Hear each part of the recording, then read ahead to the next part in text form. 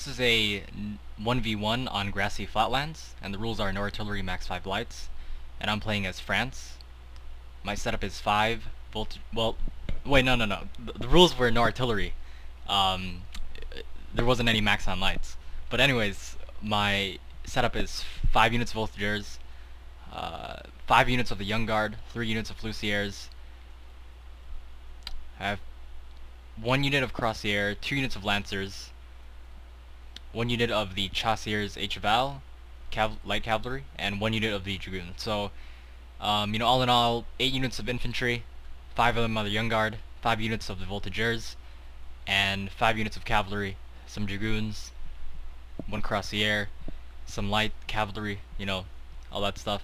My opponent, he has, I believe, 5 units of Prussian Jaggers.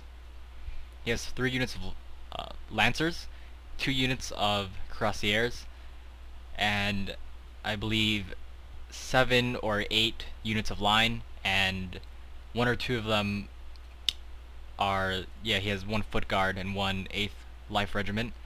So he has about 6 units of line and another 2 elite infantry. So we both had pretty balanced armies, some cavalry, some lights, some infantry, and my tactic here was to, on grassy, my tactic here was to take up some units close up to the red line. For example, these guys were up to the red line.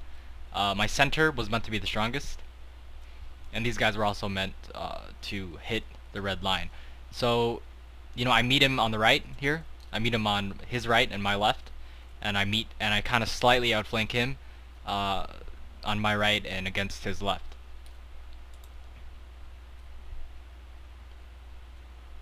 So we both have pretty spread out units, and right now, I have the Young Guard. I have like 2 units of the Young Guard. And he has Musketeers, Jaggers. He has Foot Guards too there, so I need to watch out for them. But I found that I could, since I had like 2 units of the Young Guard in this area, I could really push against his army, and he seemed fairly spread thin throughout the battlefield. So, as you can see, my army's more set up in groups, still spread, but they're more in subgroups, as I like to call them.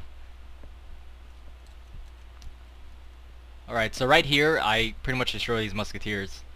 My Young Guard unleashes their first volley, takes out like 20 guys, maybe even more. So right now, as you can see here, my army's kind of split up right now.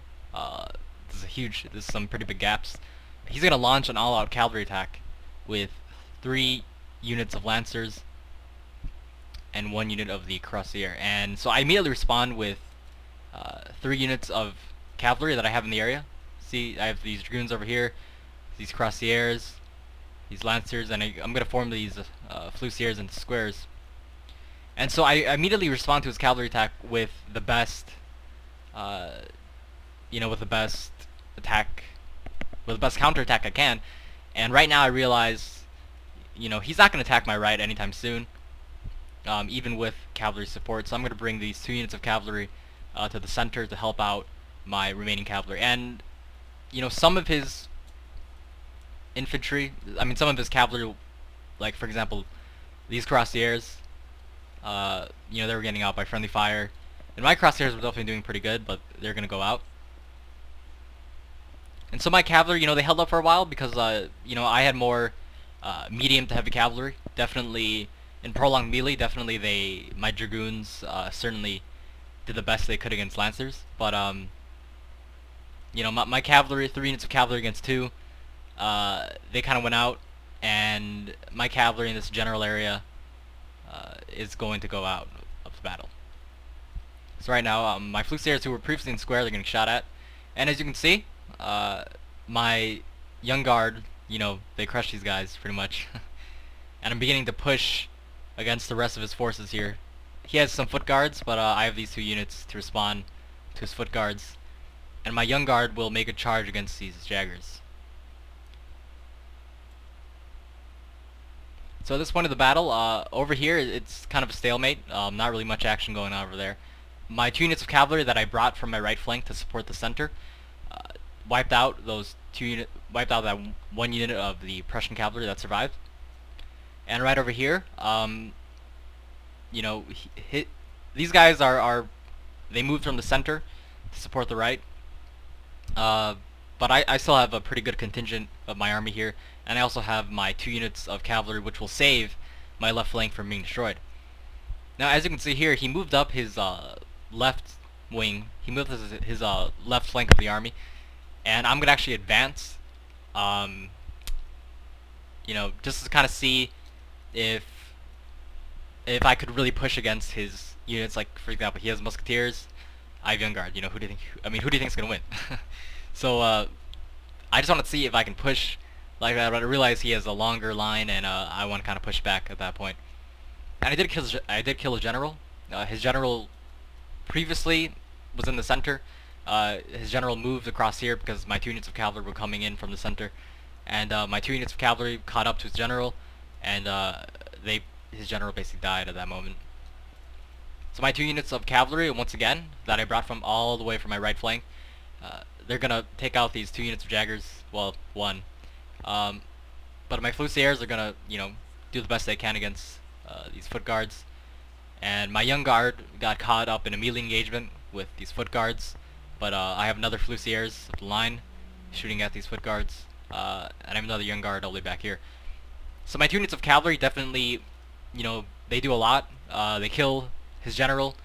They kill, you know, some jaggers, and they force this 8th Life Regiment into square, which allows my flusiers to make do with their 82 men.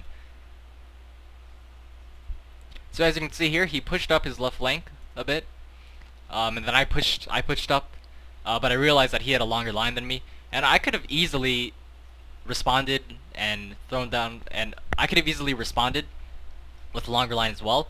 But he still had like 1 or 2 more units, I think, and he also had the cavalry in the area, so I didn't want to make any moves that would, you know, get me in a sticky engagement.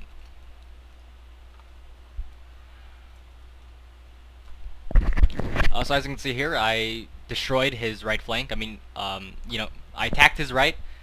His center, infantry and cavalry, supported his right, but eventually my cavalry won the fight, and that allowed me to, not only was my young guard superior to his musketeers, but I mean, he had some foot guard in the area, but I took them out. But my cavalry that did win the fight, you know, they were able to force some of his, especially his 8th Life Regiment into square, and that allowed my flusiers to take them out.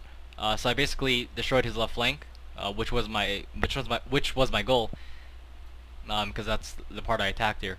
But you know, given that my left flank was strong, that's gonna make my right flank a bit weaker, even though I have the young guard here on my right. But my center is still pretty strong. As you can see here, my cavalry came around. I'm gonna ruthlessly attack his infantry from the rear in the center.